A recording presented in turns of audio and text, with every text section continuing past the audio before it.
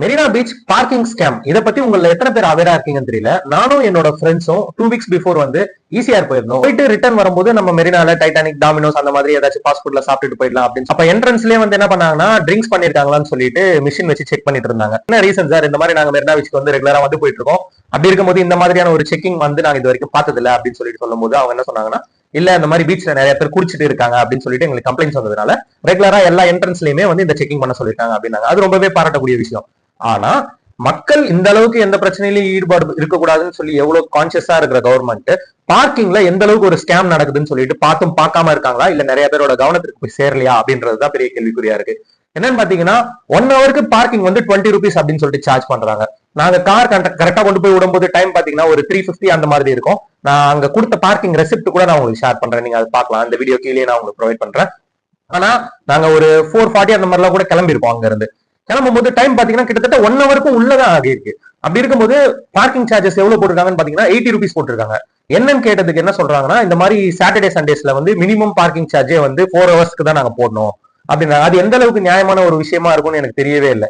எதனாலன்னு பாத்தீங்கன்னா, இப்போ ஒரு மாலுக்கு நம்ம போறோம்னா கூட என்ட்ரன்ஸ் நம்ம எந்த டைமுக்கு போறோம், வெளியே நம்ம எந்த டைமுக்கு எக்ஸிட் ஆகிறோம்ன்றதை கால்குலேட் பண்ணி தான் பார்க்கிங் ஃபீஸ் இது பண்ணுவாங்க. நாங்க போனது 1 hourக்கும் கம்மி தான் இருக்கும்போது எப்படி அதுல அவங்க வந்து 4 hours சார்ஜஸ் எடுத்தாங்கன்றதே தெரியல. அதுல ஒரு டிக்கெட் கொடுத்தவங்க ஒருத்தங்க, இன்னொருத்தங்க கிட்ட போய் நாங்க கேட்கும் போது என்ன சொன்னாங்கன்னா, இல்ல சார் மினிமம் சார்ஜே வந்து 60 rupees அப்படின்னாங்க. அப்போ ஒருத்தவங்க வந்து 80 rupeesன்றாங்க, ஒருத்தவங்க வந்து 60 rupeesன்றாங்க. அவங்களுக்குள்ளே ஒரு சரியான கிளாரிட்டி இல்ல. ஆக்சுவலா எங்களுக்கு டிக்கெட் கொடுத்தவங்களை போய் நாங்க கூட்டிட்டு வந்து கேட்கும் போது, இல்ல சார் அவங்க வந்து வேலைக்கு புதுசா சேர்ந்திருக்காங்க, அதனால அவங்களுக்கு தெரியல, 80 rupees தான் மினிமம் சார்ஜஸ் அப்படின்னாங்க. அது எப்படி அப்ப டிக்கெட் கொடுக்குற அவங்கனால மட்டும் 60 rupeesக்கு கொடுக்க முடியும், இவங்கனால மட்டும் 80 rupeesக்கு கொடுக்க முடியும்? என்ன ரூல்ஸ் இது பண்றாங்கன்னே தெரியல. நான் இதை கேட்கறத பார்த்துட்டு என்னோட ஃப்ரெண்ட்ஸும் நானும் போய் இதை கேட்கறத பார்த்துட்டு பக்கத்துல இருக்கிற எல்லா பார்க்கிங் பண்ணவங்களும் வந்து கேட்க ஆரம்பிச்சாங்க. உடனே சார் நீங்க அமைதியா இருங்க, நீங்க சைட்ல வாங்க நம்ம பேசிக்கலாம் அப்படின்னு சொல்லிட்டு என்ன ஓரமா கூட்டிட்டு போய் அவங்க அந்த விஷயத்த கன்வின்சிங்கா பண்ணணும்னு நினைக்கிறாங்களே தவிர அதுக்கு ஒரு ப்ராப்பரான எக்ஸ்பிளனேஷன் வந்து கடைசி வரைக்கும் அவங்க கொடுக்கவே கிடையாது. அதுவும் இல்லாம நான் வந்து உங்களோட கம்பெனி எந்த கம்பெனி, உங்களோட கம்பெனி நேம் சொல்லுங்கன்னு சொல்லும் போது டெஸ்கோ அப்படின்னு சொல்லிட்டு ஒரு கம்பெனியோட நேம் சொல்லியிருந்தாங்க. இந்த விஷயத்த பத்தி நான் இந்த 2 weeks வந்து தேடி பார்க்கும்போது ஒரு நியூஸ் சேனல்ல மட்டும்தான் இதை பத்தின கவரேஜ் பண்ணிருக்காங்களே தவிர எந்த ஒரு சோசியல் ஆக்டிவிஸ்டோ இல்ல இன்ஃபுளுசஸோ யாருமே இதை வந்து பெருசா மதிக்கிறதே கிடையாது. ஏன்னா என்னோட ஃப்ரெண்ட்ஸே சில பேர் என்ன சொன்னாங்கன்னா, மச்சான் விட்றா பாத்துக்கலாம். அது எப்படிங்க விட முடியும்? ஒரு 10 ரூபாயா இருந்தாலுமே ஒரு ஹார்ட் ஏர்ன்ட் மணின்றது அவங்கவுங்க சம்பாதிச்சு கஷ்டப்பட்டு உழைக்கும் போதுதான் அந்த மணியோட வேல்யூ என்னன்றது தெரியும். அப்படி இருக்கும்போது இந்த விஷயத்த நிறைய பேர் கண்டும் காணாம போறது. ஏன்னா ஒருத்தருக்கு இப்ப நாங்க போனது ஆக்சுவல் சார்ஜ் 1 hourக்கு சார்ஜ் பண்றாங்கன்னே வச்சுப்போம். 1 hourக்கு 20 rupees சார்ஜ் பண்ணியிருந்தா கூட அந்த பேலன்ஸ் 60 rupeesன்றது அவங்களுக்கு வந்து நான் கொடுக்க வேண்டிய பணமே கிடையாது. நான் கொடுக்க வேண்டிய பணம் இல்லாமலே அவங்களுக்கு அது போய் சேருதுன்னா ஒரு நாளைக்கு ஒரு வீக்கெண்ட்ல எத்தனை பேர் பீச்சுக்கு வராங்க?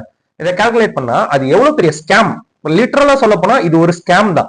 ஏன்னா நான் யூஸ் பண்ற யூசேஜுக்கு தகுந்த மாதிரியான ஃபேர் நான் பே பண்ணாம அடிஷனல் ஃபேர் நான் பே பண்றேன். அதுவும் இல்லாம அதை யாரும் கேள்வி கேட்காம கடந்து போறாங்கன்றதுனால அதை நார்மலைஸ் பண்ணி எல்லார்கிட்ட இருந்துமே அதை கலெக்ட் பண்ணிட்டு இருக்காங்க. சோ இந்த மாதிரியே நீங்களும் மெரினா பீச்ல பார்க்கிங்ல ஸ்கேம் செய்யப்பட்டிருந்தால் இந்த வீடியோவை உங்களோட ஃப்ரெண்ட்ஸ்க்கும் ஷேர் பண்ணுங்க. அண்ட் முடிஞ்ச அளவுக்கு உங்களோட ஸ்டோரிஸ்லயும் இதை ப்ரொமோட் பண்ணுங்க. அப்படி ப்ரொமோட் பண்ணும்போது எந்த ஒரு அதிகாரியோட கண்ணுக்கு இது போய் சேர்ந்தா இது எல்லாம் தவிர்க்கப்படுமோ அவங்களோட கண்ணில் போய் சேரட்டும். இன்னொரு வீடியோல உங்களை எல்லாரையும் சந்திக்கிறேன். அதுவரை உங்களிடமிருந்து விடைபெறுவது VS.